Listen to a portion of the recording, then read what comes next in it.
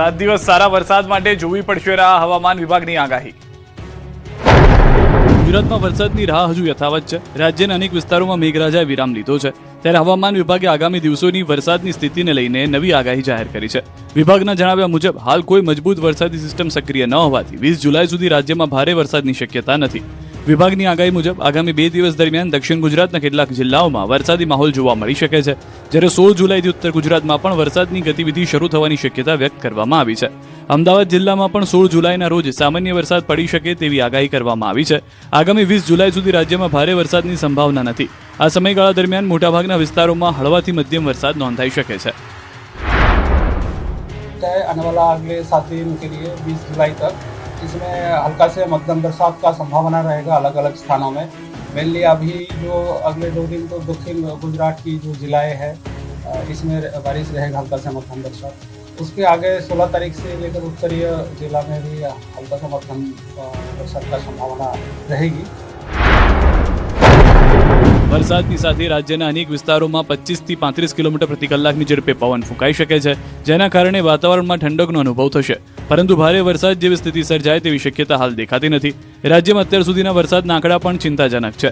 અત્યાર સુધી ગુજરાતના સરેરાશ માત્ર 6.5 ઇંચ વરસાદ નોંધાયો છે, જ્યારે આ સમયગાળા સુધી સામાન્ય રીતે આશરે 8.68 ઇંચ વરસાદ થવો જોઈએ, એટલે કે રાજ્યમાં અત્યાર સુધી સરેરાશ કરતાં લગભગ 25% ઓછો વરસાદ નોંધાયો છે।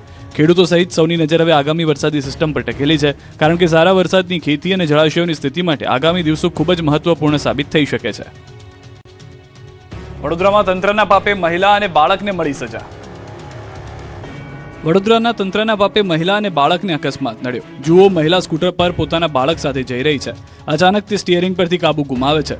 બાળક દિવાલ સાથે અથડાય છે અને મહિલા પાણી ભરેલા ખાડામાં પડે છે। દ્રશ્યો વડોદરાના આજવા રોડ પર આવેલા લકુલીશ નગરના છે। અહીં મહિલાને અકસ્માત નડ્યો। રસ્તા પર કિચડ હોવાથી મહિલા સાવધાનીથી સ્કૂટર ચલાવી રહી હતી। મહિલાને એવું થયું કે જેટલો સારો રસ્તો છે ત્યાંથી આરામથી પસાર થઈ જઈએ, પરંતુ અહીં રસ્તામાં કાદવ નહીં પરંતુ કાદવમાં રસ્તો હોય તેવા દ્રશ્યો છે। કાદવના કારણે મહિલાએ સ્ટીયરિંગ પરથી કાબુ ગુમાવ્યો અને મહિલા અને બાળક બંને પટકાયા અને બંને ઇજાગ્રસ્ત થયા।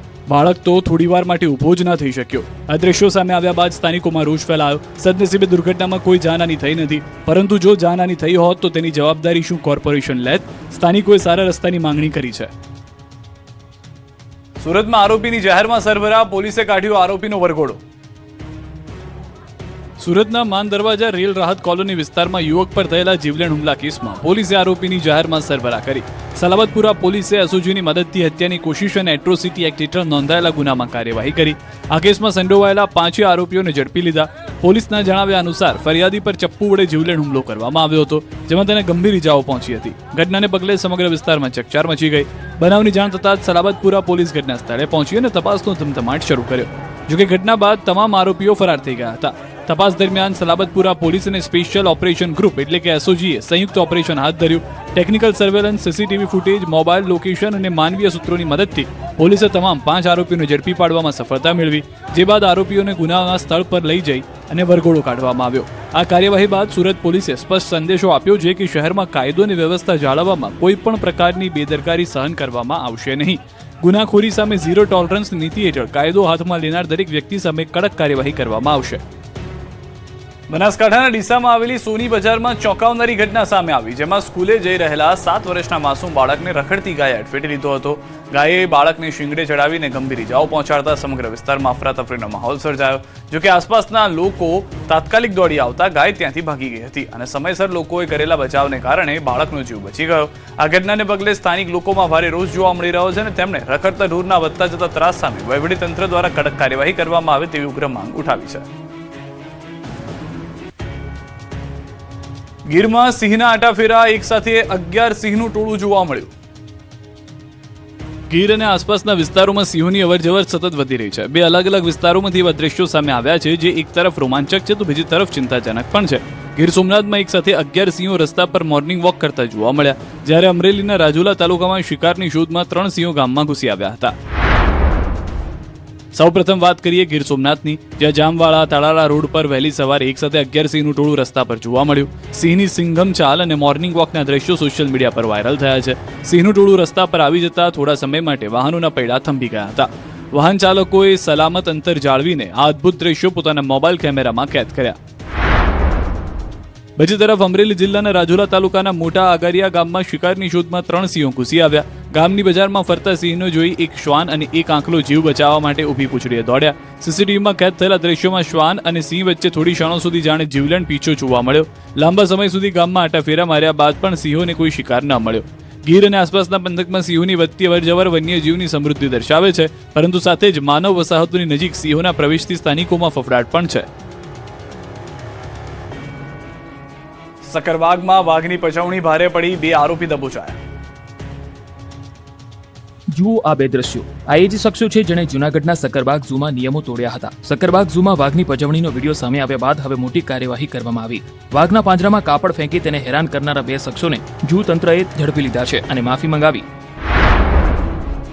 સકરબાગ ઝૂમાં વાઘની પજવણીની ઘટના સામે આવ્યા બાદ ઝૂ તંત્ર એક્શન મોડમાં આવ્યું. ઘટનાનો વિડીયો સામે આવ્યા બાદ પ્રાણી સંગ્રહાલય અને નેત્રમ શાખાના સીસીટીવી કેમેરાની મદદથી તપાસ શરૂ કરાઈ. તપાસ દરમિયાન રાજકોટના બોડી ગોડી વિસ્તારના 2 શખ્સોની સંડોવણી સામે આવી અને ગણતરીના કલાકોમાં ઝૂ તંત્રની ટીમે દેવા શિરોડિયા અને બાબુલાલ શિરોડિયા નામના શખ્સોને ઝડપી લીધા. તેની આ કરતૂત બદલ માફી મંગાવી. સક્કરબાગમાં ફરવા ગયા હતા, કપડું નાખીને વાઘને હેરાન કર્યો. પ્રાણીઓને ખોટું ખાવાનું કે પ્રાણીઓને ખોટા હેરાન કરશો નહીં. ગત 12 જુલાઈએ વાઘના પાંજરામાં કપડું ફેંકી બંનેએ વાઘને ઉશ્કેરવાનું કામ કર્યું હતું. હાલ બંને શખ્સોની પૂછપરછ ચાલી રહી છે. સમગ્ર મામલે કાયદાકીય કાર્યવાહી કરવામાં આવશે. અમદાવાદની ઐતિહાસિક રથયાત્રા પૂર્વે એટીએસને સફળતા, વધુ 5 શંકાસ્પદ આતંકી ઝડપાયા. અમદાવાદની ઐતિહાસિક રથયાત્રા પહેલા ગુજરાત એટીએસે આતંકી ષડયંત્રનો વધુ એક મોટો પર્દાફાશ કર્યો છે. અગાઉ 8 શંકાસ્પદ આતંકીઓની ધરપકડ બાદ હવે પાટણ જિલ્લાના સિદ્ધપુરમાં વધુ 5 શંકાસ્પદ લોકોની અટકાયત કરવામાં આવી છે.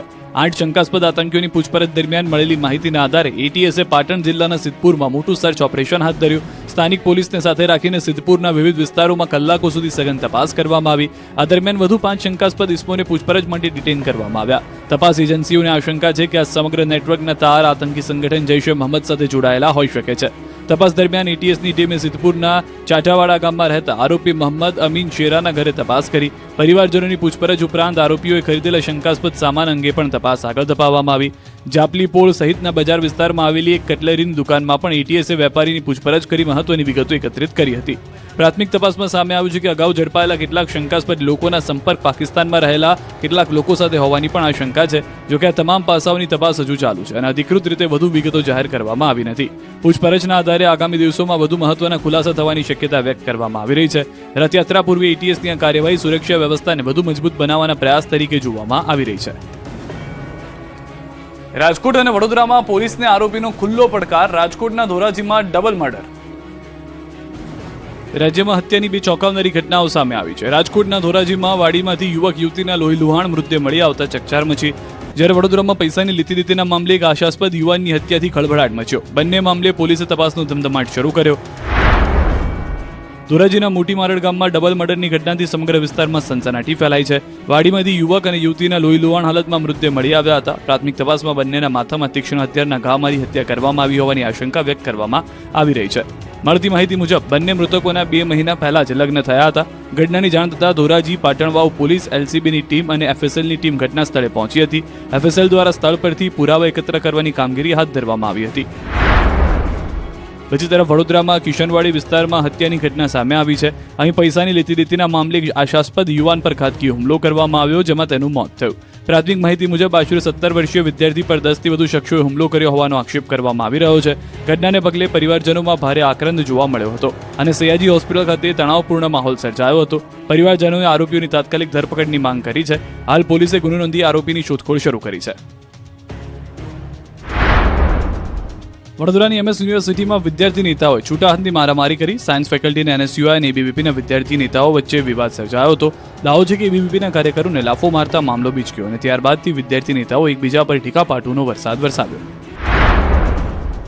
અમદાવાદના લો ગાર્ડન બજારમાં ચોર ટોળકી સક્રિય. એક શાતિર મહિલાએ ખરીદીના બહાને દુકાનમાં પ્રવેશ કરી યુવતીનું પર્સ ચોરી લીધું. સમગ્ર ઘટના સીસીટીવી કેમેરામાં કેદ થઈ. ચોરીનો ભોગ બનેલી યુવતીએ બીજા દિવસે દુકાન પર જાળ બિછાવી આરોપી મહિલાને ઝડપી લીધી. જૂનાગઢના ગિરનાર પર યાત્રાળુઓની સુરક્ષાને લઈને હવે કાયમી ચેકપોસ્ટ બનાવાશે, જ્યારે 25 વન ટ્રેકરો સતત વોચ રાખશે. દાતાર માર્ગને સાયલેન્સ ઝોન જાહેર કરવામાં આવશે અને યાત્રાળુઓની સુરક્ષા માટે નવા નિયમો પણ અમલમાં મૂકવામાં આવશે. મહેસાણાના ઉનાવા પોલીસે હોટલ અને ગેસ્ટ હાઉસમાં મેગા